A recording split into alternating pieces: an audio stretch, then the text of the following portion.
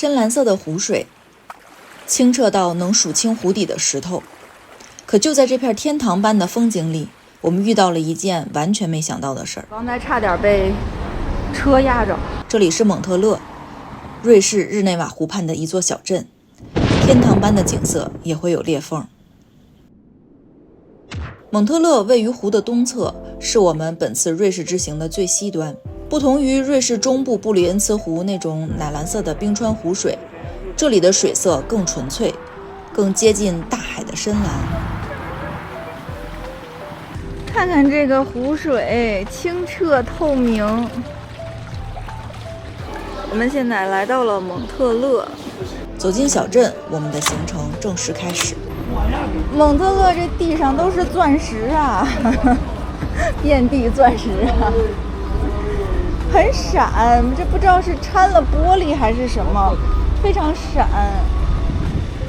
蒙特勒是一个很热闹的城市呢，我还以为是一个小海滨小镇的样子，没想到这么热闹。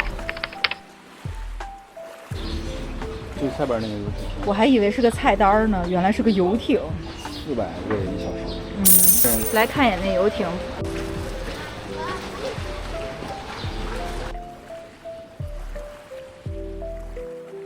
现在我们的附近都在下雨，所以我们今天才选择来了蒙特勒。可是现在也有一点阴天了，不知道会不会下雨。看现在这个湖景和山景也是很漂亮。就在我们沉浸在这天堂般的景色时，一辆车从我身后呼啸而过，差点真的把我送去天堂。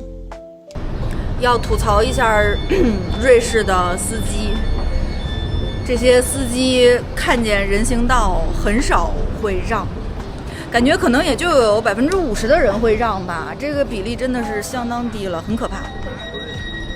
刚才还有一个司机差点撞着我，我比他到那个路口时间早很多，所以我已经过到一半了他才来，然后我还没有过完呢，他就贴着我身后过去了。因为我们每天都在遇到人行道不让的这种司机，这个还真的是让人挺惊讶的。屏幕前的你们有没有在瑞士碰到过类似的事儿？可以在评论区说说。作为麦当劳的忠实粉丝，我们中午走进了蒙特勒的麦当劳，吃到了到现在为止我们吃过最难吃且最贵的麦当劳。哇，这个 Double Big Mac， 4层肉堡，没见过哈？没见过。20一个 meal， 我的天哪！ No sauce。哦，那真的是比英国要 double 了。Ketchup 还有加钱。不要脸。再一次见识了瑞士的物价。一顿麦当劳吃了40瑞斯，在日内瓦湖前看着湖景吃汉堡，感觉历史在重演呀！怎么那么像新西兰第一天呀？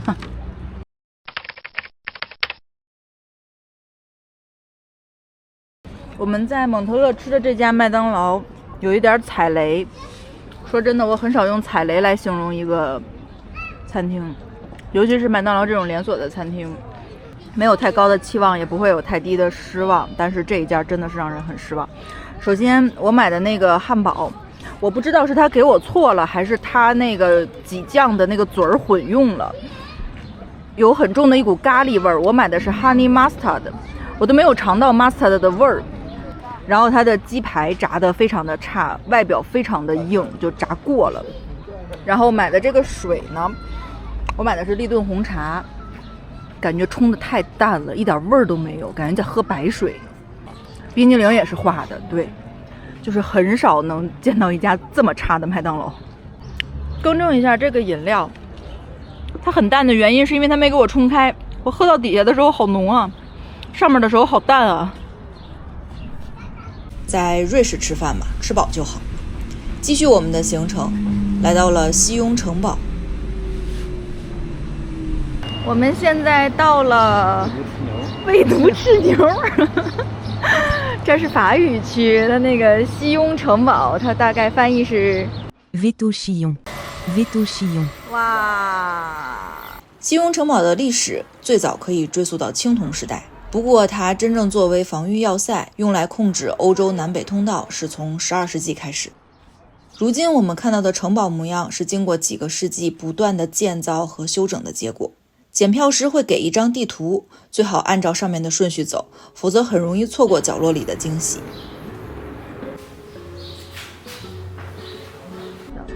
酒窖和周围的葡萄园有几百年的渊源。这里是西雍城堡的酒窖。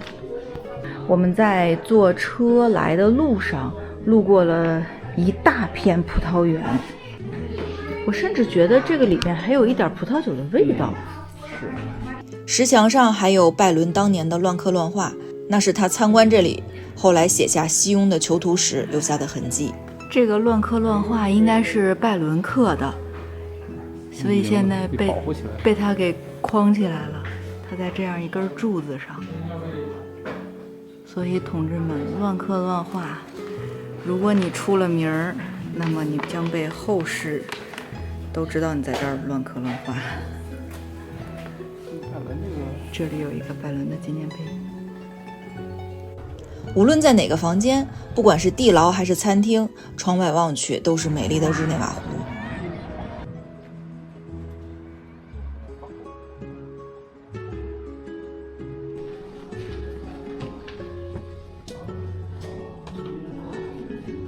是不是？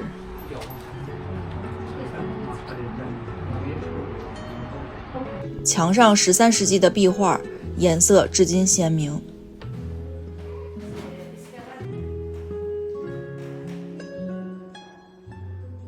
古代的厕所直通湖面，但是几百年过去了，怎么味道依然存在啊？真的？为什么？是因为那个石头已经被浸入味儿了吗？估计是。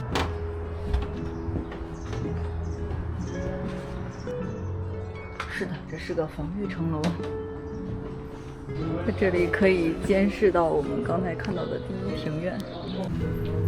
这一趟看完，感觉这个城堡设计的非常紧凑，外边看着不大，里面错综复杂。很有意思的一个城堡，这是。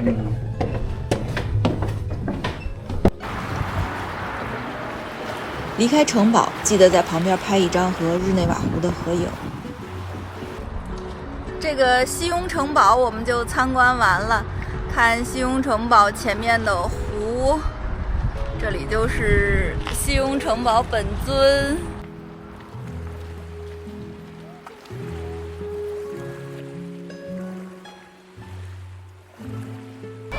西雍城堡下边，大家都在这边玩儿。结束一天的行程，我们坐上了回程的火车。还有一点我们是比较惊讶的，就是你看火车如果人很空的时候，你可能会把行李放到空位子上，这个可以理解。但是呢，当人慢慢多起来的时候，一般情况下你就会主动的把这些行李啊什么的挪开，把这个位置空出来让大家坐嘛，因为已经有很多人找不到座位了。但是我们在瑞士的这几天发现，其实这边的人很大一部分不会，然后就这样占着一个座位，然后让其他人找不到座位或者站在车厢中间。